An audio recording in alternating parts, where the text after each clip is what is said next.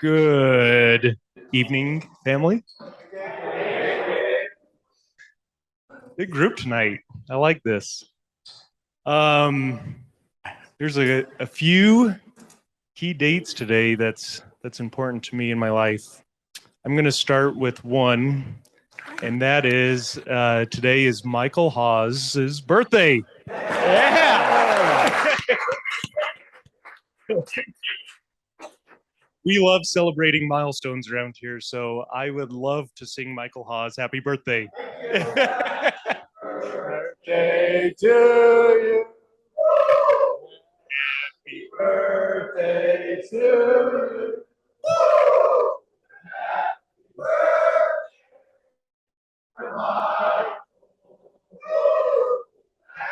Happy birthday to you.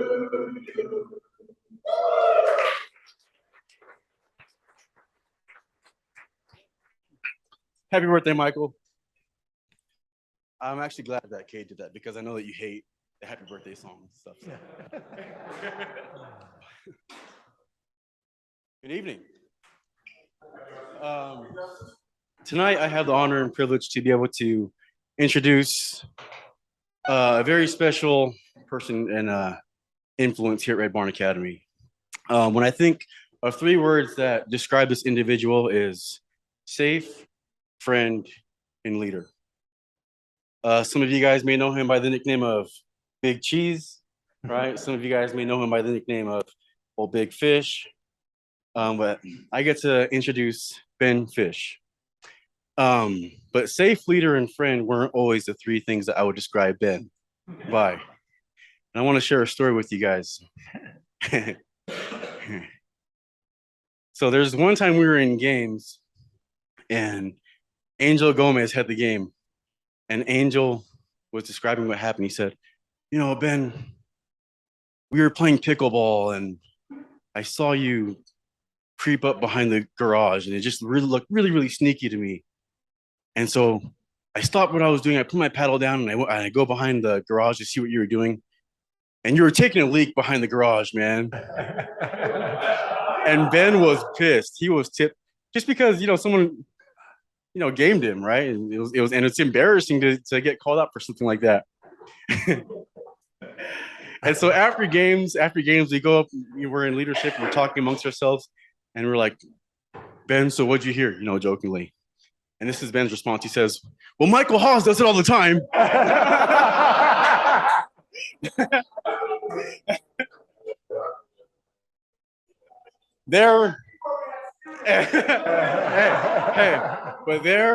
The statement was born, don't miss the point. Right? So, but Ben has been he's been an influential person in all of our recoveries. He's been someone that we've all gone to for guidance and help. He's been someone that has talked a lot of us off the edge. And I am grateful for Ben Fish in my life and for being a friend. So without further ado, I'll introduce my friend, Ben Fish. Hi, family. I'm grateful to be here with you guys tonight. It's a big deal for me. I was thinking about earlier today or over the last week about presenting tonight, and I was thinking about doing this big PowerPoint presentation and talking about all these key points and what you should do and all of those things. And then I had a nudge, it just hit me just to get up and tell my story. I know that a lot of you guys don't even know my story. It's been a long time since I've been up in front of everybody and told my story. So that's what I've decided to do. I'm going to tell my story tonight, tell you how I got here, my journey here at Red Barn, and then open it up for questions from all you guys. But first, I want to start out by trying a new chant. If that's all right. Instead of the 1, 2, 3 Red Barn, I want to try, when I say red, you say barn. Ready? Red. Barn. Red. Barn. When I say red, you say barn. Red. Barn. Red. Barn. Thank you. That's awesome. We'll decide later which one works better. Today's a special day for me. 4 years ago today marks the day that Michael Hawes picked me up from Utah County Jail. Thank you, Michael. I later found out that it was also his birthday, as you guys just found out as well. We sung him happy birthday. And sometimes I tease Michael and say, I'm the best birthday present you ever got. That's pretty ironic, actually, because I was a present to no one 4 years ago. I was nobody's gift, nobody's present, any of that. So for Michael to do what he did and accept me here and allow me to come here and be a part of Red Barn and his family and our family, there's not even words that can describe my gratitude. But let's go back. Let's rewind the tape back to how I got to that point 4 years ago. I grew up in a small town in Georgia, just north of Atlanta. I grew up in a big LDS family. There's 7 kids in my family. I have 4 older brothers, an older sister, and a younger sister. So I literally fought for everything growing up, having 4 older brothers. And just to give you an idea who my brothers were or are, at least a couple of them anyways.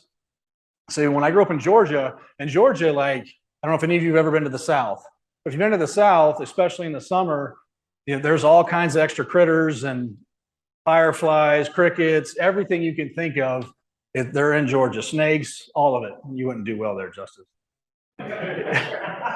Anyways, so there's these, they're called camel crickets, which they literally look like gremlins. They're just crickets that are huge and they're disgusting. And when I was a little kid, those crickets would crawl into our basement, like in the wintertime, I guess to get warm, I don't know, but they'd be all over our basement floor. And my older brothers thought it was hilarious. So whenever those things were down there, they would take me downstairs, they'd give me a wedgie, they'd hang me on the doorknob, and they'd turn off the lights and go upstairs.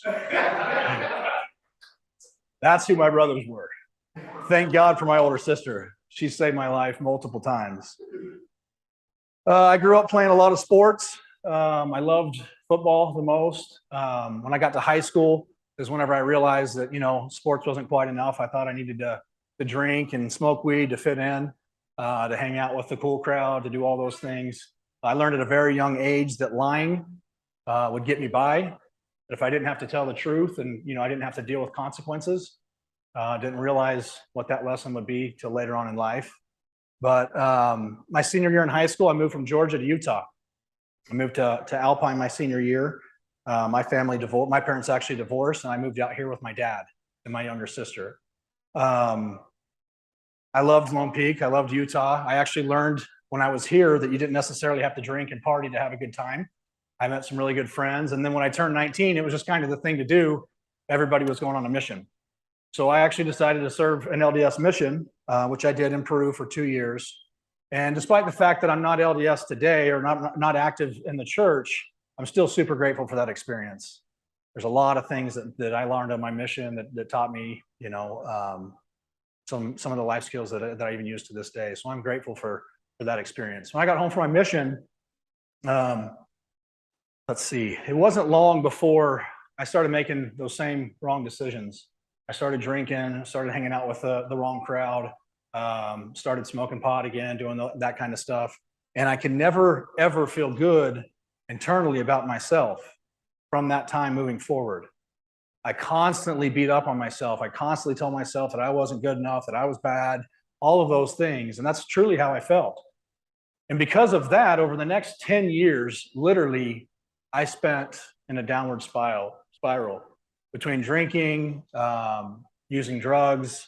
I moved to multiple different states. I lived in Massachusetts. I lived in Ohio. I lived in North Carolina. I lived in Georgia. I lived in Utah. I jumped around all these places thinking that I could run from my issues and my problems. But you soon realize that wherever you go, there you are. Didn't matter. And so about 10 years after my mission is when I was first introduced to painkillers. And shortly after that, you guys know that what that turns into. Once you run out of all of that, you turn to heroin and meth and hardcore drugs. It was only about a year after I was first introduced to hard drugs that I got arrested for the first time. I was 33 years old. I'm 41 now. I got arrested for the first time when I was 33. I spent one night in jail. that first night in jail. But then it all started from there. One night in jail, got arrested one time. 1 year later, I got arrested for the second time. I spent 3 nights in jail. 6 months later, I got arrested for the third time. I spent a week in jail. 3 months later, I got arrested again. I spent 2 weeks in jail. And then I got out, and 3 days later, I picked up 9 felonies. And I served a year in jail. I was on 2 super firsts, 2 seconds, and 5 thirds, facing some serious stuff, which most of you guys can relate to. Aggravated robbery, aggravated burglary. There was, drugs, paraphernalia, all that stuff. All those charges you guys are aware of. All that stuff was hanging over my head. I clearly, at that point in my life, didn't care about anything, nothing. At that point, it didn't matter to me what happened to me. I completely lost sight of everything. I was a horrible brother, son, all of those things. I didn't show up for anybody but myself. And when I got released the last time, of course, what did I do? I went right back out and did the same stuff. I violated probation for the 5th time on 9 felonies. And I'll never forget, I was sitting in court, again, arrested, sitting in court. I've been in jail for 6 weeks, and I'm sitting there at the court, and my attorney, as you obviously realize, Ben, that you're going to prison, right? And I said, well, yeah, I mean, is there any other option? Is there anything else I can do? And she said, no, there's nothing. This is the end of the road for you. You're going to prison. Like, look at your charges, look at how much you've done, look how much you violated. And I said, well, have you ever heard of the Other Side Academy? And she's like, oh yeah, I'm aware of that. I said, well, that be an option. Could I do something like that? I know it's a 2-year program. I know I need long-term treatment. Is there any way I could do that? And she said, well, it could be an option. And I'm not joking. While I'm sitting there talking to my attorney, she has an iPad.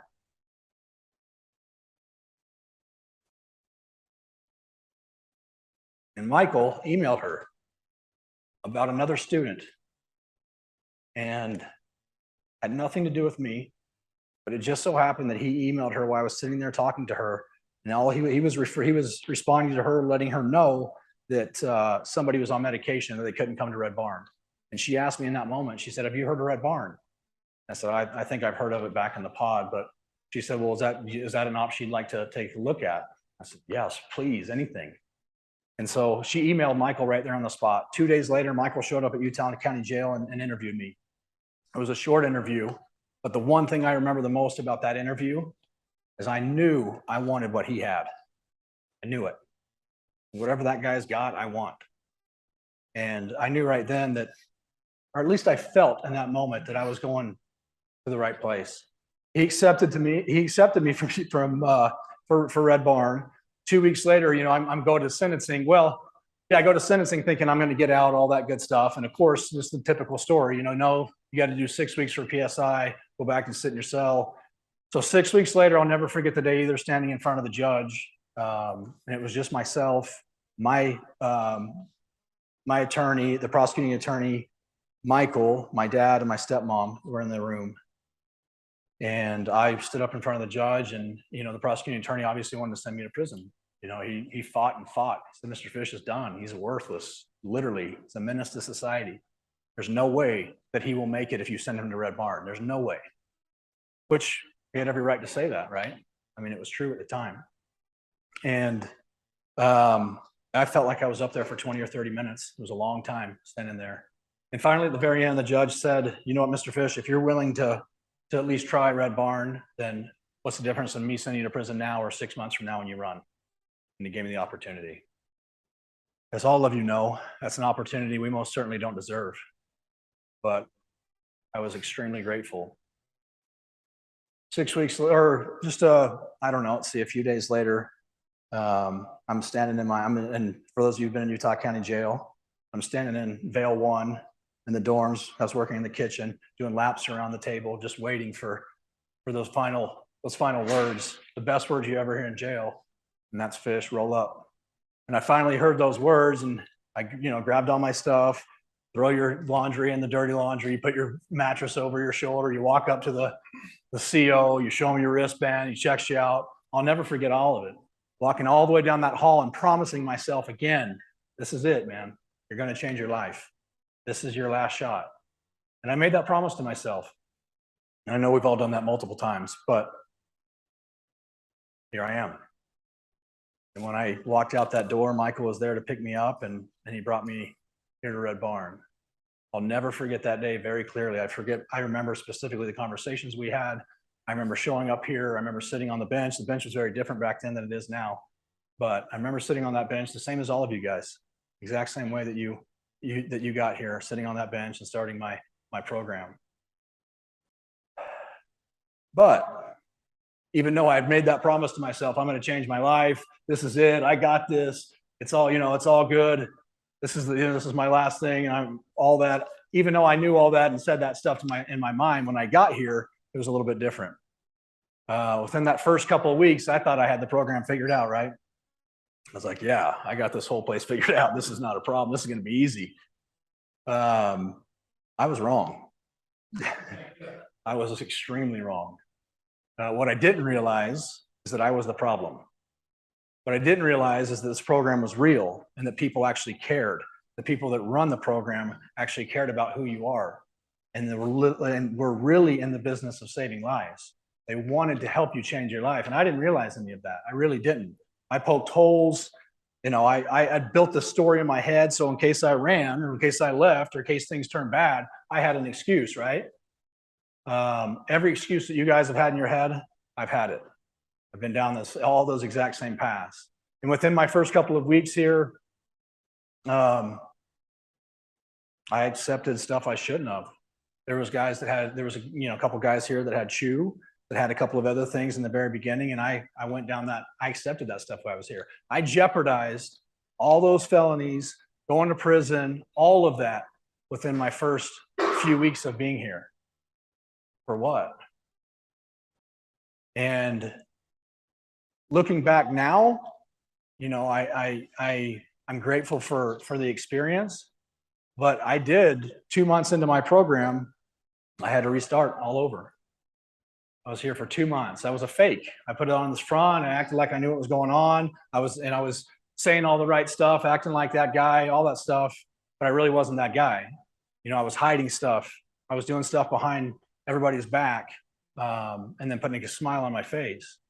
And I got busted for it, and rightfully so.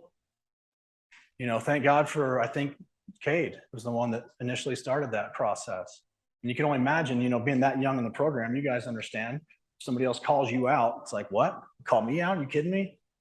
So I'd played this whole story in my head so I could leave, so I could run. But one of the most pivoting points for me in this program was my restart. I decided then, again, in my mind, I made this commitment that I'm going to stick to this. I'm going to change. I'm going to do this program for real. And it did. It stuck. I obviously still went through a lot of different stuff, but from that time of my restart, so I understand the contract. I understand the orange shirt. I understand the restarts. Something a lot of you guys may or may not know is most of your staff members here that work all had restarts. Cade had a restart. Justice had a restart. Anthony had a restart. I had a restart. So you need to understand that what you do here, the mistakes that you make, are not what define you. Not at all. What defines you is what you do after them. It's holding yourself accountable and other guys around you. That's what changes your life in this program. So I had made a decision that that's what I was going to do. Now, again, I thought I had it all figured out and that everything was going to be smooth sailing from there, but obviously that's not the case here, as you guys know. Justice brings up, don't miss the point. When I was after my first couple months here, I remember sitting at lunch, and there was 10 of us there at lunch, and Michael actually walks in the room. We're all sitting there talking, we're eating lunch, and he's like, "Hey Ben, what was that story? How you got here?" And I started telling my story, to everybody at the lunch table. I'm like, I told the story, like last time I got arrested and what had happened. And I wasn't 2 minutes into the story before I got pulled up immediately for war storing, right? And I'm just like, what the? So, of course, I spent the next 2 days before games just tipped, just so mad. I was like, you got to be kidding me. I said, Michael Hawes asked me to tell that story. Like, you kidding me? I was like, what is this place? Dude, this is ridiculous. The other story he told wasn't entirely true, but no. Yeah, I was so mad. And then I was sitting in games, okay? And Jason Webb, I'll never forget, brought the game to me for war storing. And Jason Webb, you know, I'm heated, right? I've been thinking about it for 2 straight days. And I'm so mad. I'm fired up, and I can't believe that I got called out for something he asked me to do. And while I'm sitting there, Jason's playing the game with me, and the game gets moved on. Justice, Anthony, Kay, they all chipped in, right? We're going to take a stab at Ben Fish. And for some reason, I don't know why, but in that moment, when I was taking the game, I was like, don't miss the point. Don't. The fact is that war storing is a rule here. It doesn't matter how it came about. It doesn't matter at all. The fact is that you have affected everybody else around you. You've made these guys feel a certain way by starting to tell your story. As a matter of fact, not only did I do that, I took all those guys back to their story. And is that a good place for any one of us immediately? No, especially when you're brand new here. So that was my first like aha moment of don't miss the point. And it came in my own mind while I was sitting in games. If you guys want to know truthfully when you change, if you want to know while you're here, deep down, like when things have changed for you, it'll be when you look at games in a different way. That certainly is one of the key indicators. When you finally start going to games and thinking in your mind, I'm here to get feedback and change my life, and I'm here to help the guys around me, that's when you know you're going to start to change. When you quit dreading games and thinking of it like, oh my gosh, I can't believe this. I can't believe I got to go again. Dude, this guy's pulled me up for ridiculous stuff. I mean, whatever. The whole story you tell in your head, all the way up to the moment where you're sitting in that circle. You got that anxiety, your heart's beating. You're going to play with a game with somebody. You know the game's coming your way. All of that. When you start to spin your mind around all the thoughts, what it is when you start to take the thought process off of yourself, because that's all about you, right? That entire thought process is about you. What's going to happen to you, how you're going to respond. When you start to think of games, hey, I'm going to help out Justice. I'm going to help him see something different. Or I'm going to take my game and show everybody else in the circle I can take it. And it's going to be all right. Because at the end of the day, nothing's that big of a deal, guys, here. It really isn't. Even if it's a restart. At the end of the day, it's really not that big of a deal. What all of you can learn, what I learned, the most important thing is I don't have to go get high to cover up that feeling. I can sit in some stuff. I can be corrected. It's okay. I make mistakes. I can be corrected. I can take my stuff. Now, did I always take it? Obviously, you heard the story from Justice. No, I didn't always take it. But that's when you start to see things differently, is literally whenever you start to see games in a different light, in a different way. And you really realize what it does to help others around you and help yourself. Other key moments, key points. My senior retreat. My senior retreat was a big deal for me. And it should be for all of you. The word that comes to my mind is accountability. There's nothing here I'm going to say tonight to you guys that you haven't heard before. You guys know, you've heard, it's pounded in your head, you know, acceptance of where you are and who you are. There's freedom in acceptance, guys. There's freedom in accepting where you sit right now. It's okay. It's all right. You honestly should be super grateful that you're sitting at Red Barn and you're not sitting in prison where I belonged, right? Or most of us do. It's okay. The sooner you accept who you are, where you are, the better it's going to get for you while you're here. Just accept it. It's all right. Second thing is accountability. When you can start to take accountability for your own actions, and I'm talking about whenever you actually pass something on yourself without anybody else even knowing about it, that's your second mark of change. When you really truthfully know deep down inside, because all of us have it, you get that feeling and you're like, man, I shouldn't have done that, but it's not that big of a deal. I'm just going to let it go. When you start to change that mind process, that thought process, and say, you know what, dude, I made a mistake. I'm gonna take my hours. I'm gonna go pass on myself. None of us are perfect. I get all that, guys, and there's plenty of times that I didn't either. But that's one of the things that will definitely define your stay. When you can start taking accountability for your actions, knowing that you've done something wrong, and just own it. Because that's the number one thing that got us in trouble on the outs, right? We never took accountability for anything. It was a lie that we were stealing. We were doing whatever we could to get out of anything, and that's what we always did. When I hit my senior retreat, actually, let's go before that. One of the other key defining moments for me was the cleanup. So we had our first big house cleanup. I was here in the program for about a year, right? And you guys have to understand that back in the day when we were here new, and you can't compare the two, all right, to today and back then, but 2 hours of community service was a big deal. Like if you got 2 hours, that was like a huge deal. The most hours that were given were like 6 or 8 way back in the day. It was just a big, and that was a huge deal. So when we finally did the house cleanup, at the time I was a house manager. I was the moving company manager. I was in leadership. I was an example to the house. I'm, doing what I'm supposed to be doing. But on the house cleanup, I had multiple things that I didn't clean up on. Again, I told that same story in my mind, like I didn't do anything wrong. I could justify all of it. And I got broke off for 50 hours. That was a big deal. It was a big deal because at the time as well, I mean, it's a big deal no matter what, but at the time, we were trying to really get the moving company going. So we were staying out late, 6, 7, 8 o'clock at night. And then at night, I have to come back and schedule the moves for the next day because we didn't have anybody working in the office. And I had to do the hours in my downtime. It took me almost 1 month to do 30 hours. And I'm grateful for them. I really am. It wasn't almost until the last 3 or 4 hours of that community service where I finally didn't miss the point. Where I finally was like, you know what, dude? Either you can get on board and you can do what you're supposed to do, accept your actions and take it, or not. And that was a key point for me as well. 50 hours. I'm sure some of you guys can relate with those kind of hours. The senior retreat was also a big deal for me. I had stuff I had to clean up on. I went through that process. The week before my senior retreat was probably my hardest week here. For some of us, it is that way. For some of us, it isn't. But that first week, or that week before it, it was really tough on me going through all that and writing everything down. I was starting to build a story in my head, like, what are we doing? Why are we doing this process? And eventually, after I went through the retreat itself, I realized that what the importance is behind that.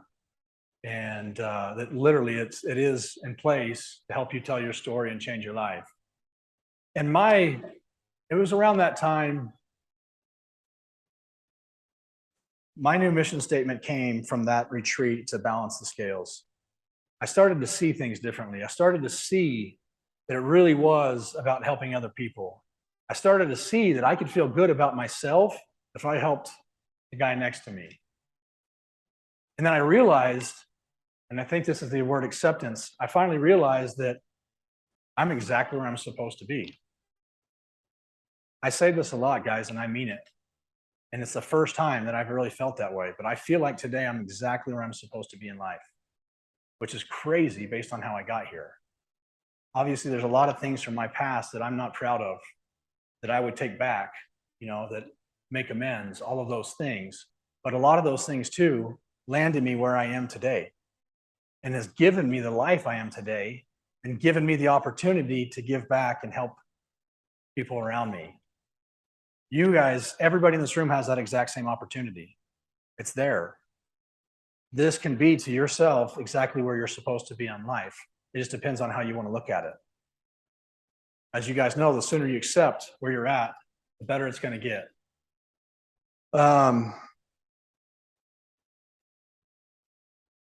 One thing I learned as well, based in games and all of that, that's helped change my life is the realization that your mind is not going to change something it doesn't believe it's doing wrong.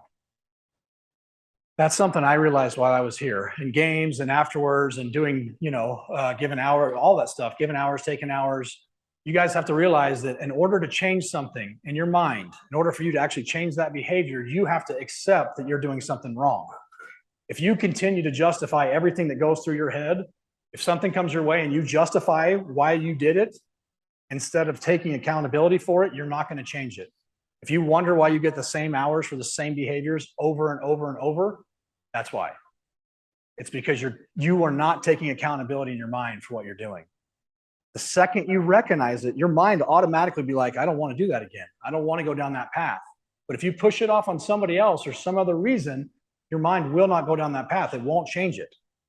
So if you want to stop getting hours, take accountability for your actions.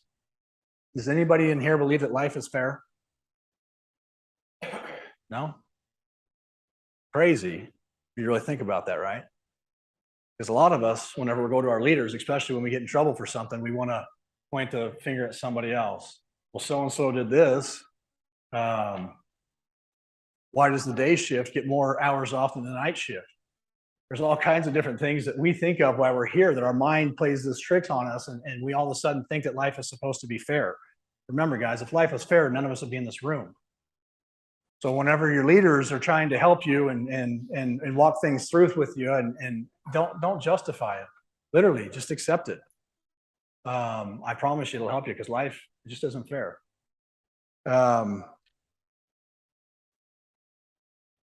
Where I am today, I'll finish up so you guys can, and I'll open it up for some questions. Red Barn has given my life back.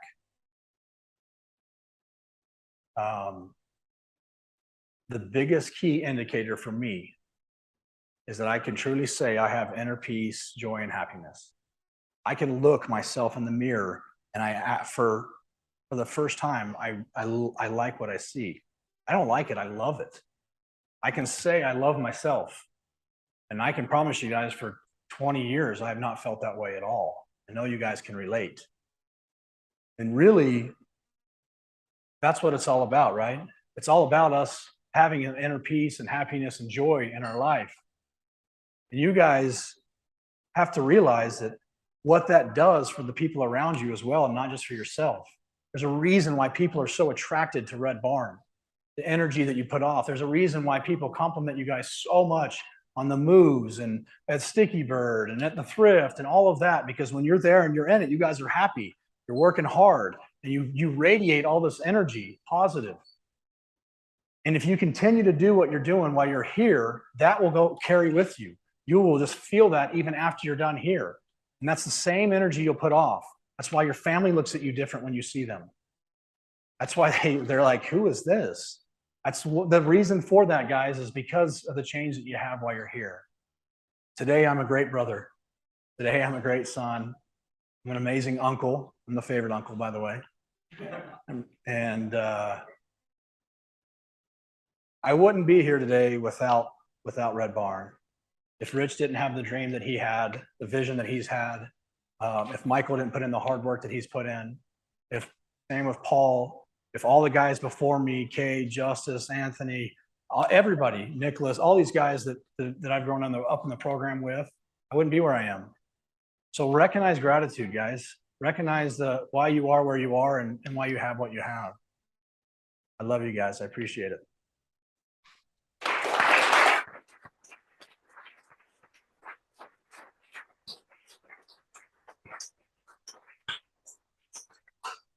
All right. Questions?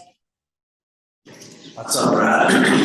You've been here for 4 years today. What you're saying has been the biggest thing you've been working on within yourself over the past year? Biggest thing I've been working on with myself? Not necessarily with myself as much as it is with my family.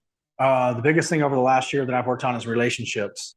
Obviously, guys, as you know, before you got here, who we were, and there's a lot of bridges burned, a lot of things that that you have to face. When you're done here, it's not all roses when you leave here.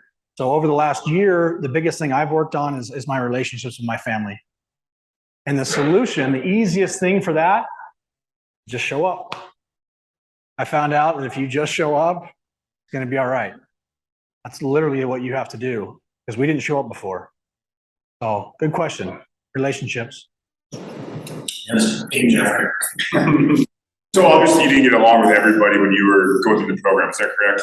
I didn't get along with everybody. Yeah, I'm assuming you didn't love Justice from day one, correct? No, Justice. I got some stories about Justice.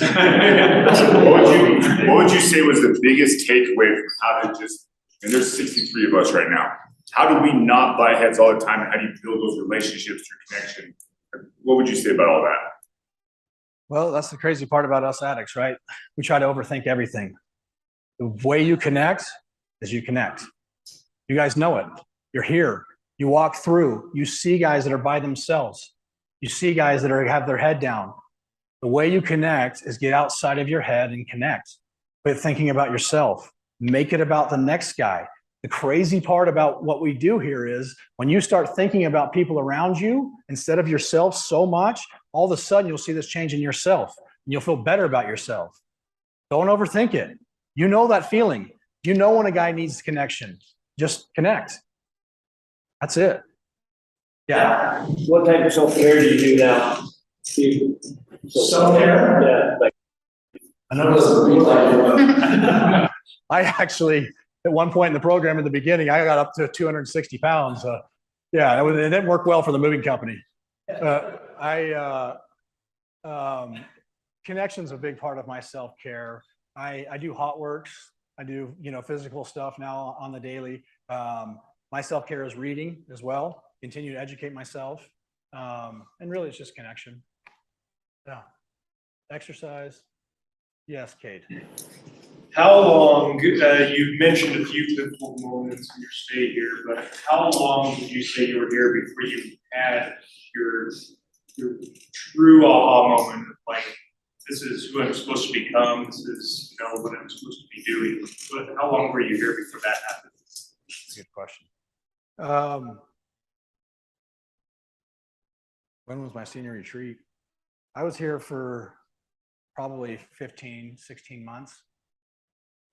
Obviously, guys, you have these pivotal moments throughout your stay, like where you have those aha moments and you start to see something and you start to feel good and you recognize it. But then all of a sudden, a week or two later, you get pulled up, right? And that whole feeling's gone. You're like, yeah, never mind, screw this place. Yeah, it was changing my life, but no, not anymore.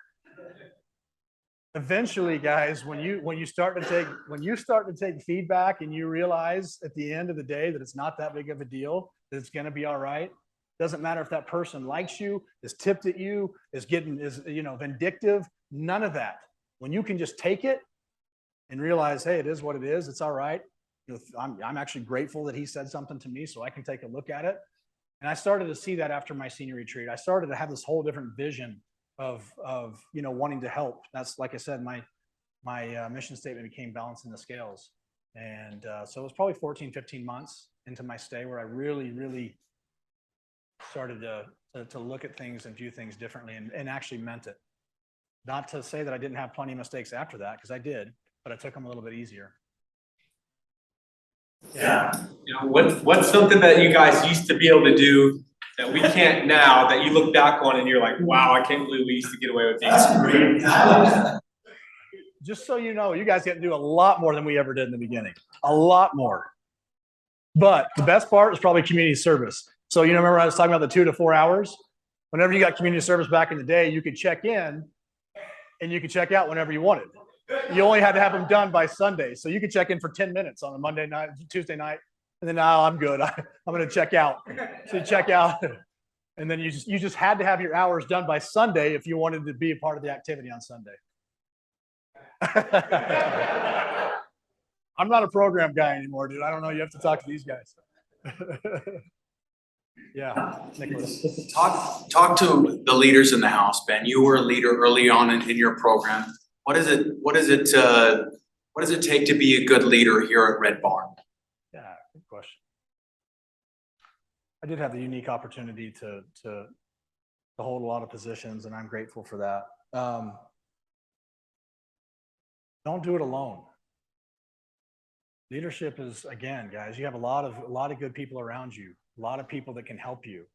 Don't operate in a vacuum. Don't make decisions on your own. One of the best things that I've learned from Michael is he runs it by multiple people all the time.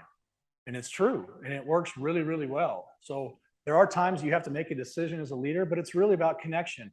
And you guys have no idea, well, maybe you do or don't, but whenever you include somebody in something else, when you go to somebody and say, hey man, I'm thinking about this guy's struggling. I'm thinking about this. What are your thoughts? You have no idea what that does for that other individual. And then for yourself as well. So to better your leadership skills, then include other people. Ask for advice, ask for help. You know what I mean? Like you don't need to do it all on your own. But yeah. And then the rules here at Red Barn, guys, are not that difficult. I mean, like it's pretty, it's pretty cut and dry. It's pretty black and white. Like as a leader, you just follow what you're supposed to. I mean, we do literally what we're supposed to do, right? So yeah. Hold people accountable. Good question. What was the hardest thing you did at Red Barn and still affecting your life today? The hardest thing I did? The hardest thing I did was a restart. Yeah, for sure. And yeah, it's affecting my life today, but in a positive way, right? Obviously, as I mentioned before, it's the best thing I ever did too. Because that was like a real slap in the face. But you guys know as well as I do, Red Barn's hard. It is hard. It's hard work.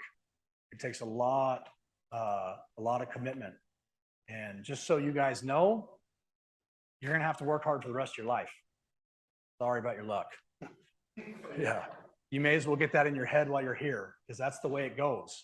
If whether you're sitting in here or you're sitting out there, you're working. That's what we do. You have to work. That's just how life works.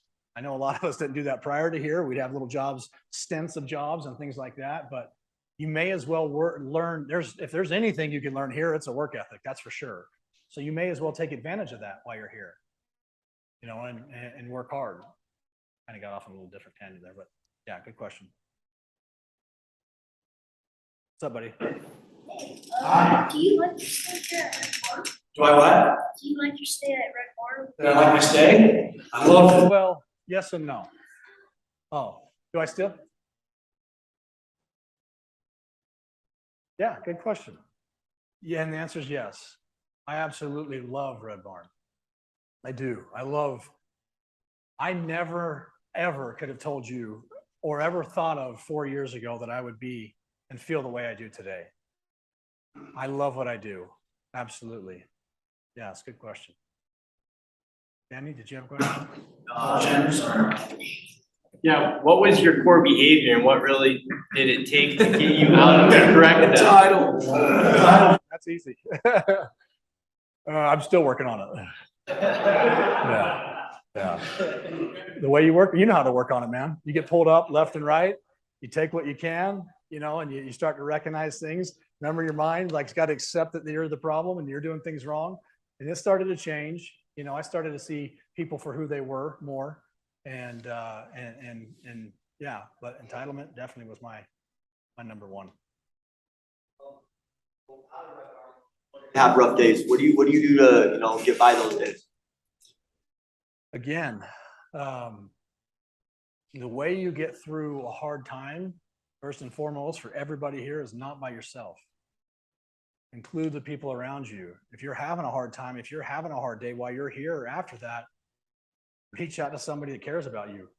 There's plenty of people here and plenty of people after here too. Again, guys, it's the opposite of addiction is connection, right? So use the tools that are around you. You don't have to go through those hard times by yourself anymore. You don't, especially with guys around you. I live with Cade. I have relationships with Shane, Nicholas, Justice, all these guys I can reach out to at any time that I'm struggling or going through it, all of them. And so, yeah, my advice would be don't do it by yourself. So you spoke on what you do today for self-care, but during your stay here at Red Barn, how did you find time for self-care? What did you do? What's on the company? Yeah. No, I know what you mean, man. Yeah, I get it. Self-care for me, again, while I was a student here, there's times that, I went through like spurts of exercising and all that. I thought that was definitely self-care, but again, it's connection. I realized, in the positions that I was in leadership roles and things like that, My self-care was actually taking time to help other guys. If that makes sense. Because when you come home at night, especially in leadership, you guys know it's this guy's got this guy's got that, this, that, and you're like, are you kidding me? Like, I just want to sit down for a sec, but that's not the way it rolls. So, you know, self-care, you're gonna have plenty of time to worry about yourself when you're out of here. You know what I mean? Like, while you're here, take full advantage of it. Yeah, Shane. A lot of people say you and Joshua Kemp are the same person. That's not my question though. Luckily, like, I just want, nobody in this room even knows who that is. they'll figure it out now that hey, when you get shook, I don't know, maybe it was different in the program than it is now. Maybe it was different 2 years ago, but when Ben Fish gets shook, what's your process? What do you do to get back to center? That's a really good question too. Different now than it was. Yeah, for sure. To be completely honest, guys, I haven't been shook anything like I've ever been in my past. And I think that comes with any time that something hits me and hits me hard, I address it instead of run from it. I think about it. And I realize in the moment, guys, it's incredible what your mind can do. But I realize in the moment that really this isn't that big of a deal. You can get through this.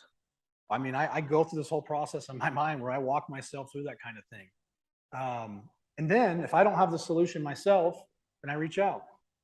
I reach out to someone else and say, hey, this is what I'm going through. This is what's going on. How can you help me? What are your thoughts? This is where I'm thinking.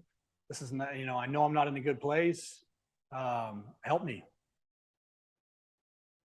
Yeah. Yeah, Jeffrey. Next. I'm not going anywhere. What do you mean, what's next? For Ben Fish personally. What's next for Ben Fish and Red Barn? It's a good question. I love where I'm at. I love what I do. Me personally, I've always pictured myself as having a family, all of that. When that's a good thing to bring up, I guess. When I graduated from Red Barn and decided to stay a third year, and even after that, when I was a staff in training and kind of had my freedoms, I made a decision that I wasn't going to do anything like dating. It was actually Michael's, it's 1 year after, like not to date, not to get on social media, not to do all of those things. And so, and even though I wanted to one day personally have a family and all that stuff, I made that goal, and clearly it's worked for me. Now, since then, I have done that, but I'm a true believer now today that things are going to happen the way they're supposed to.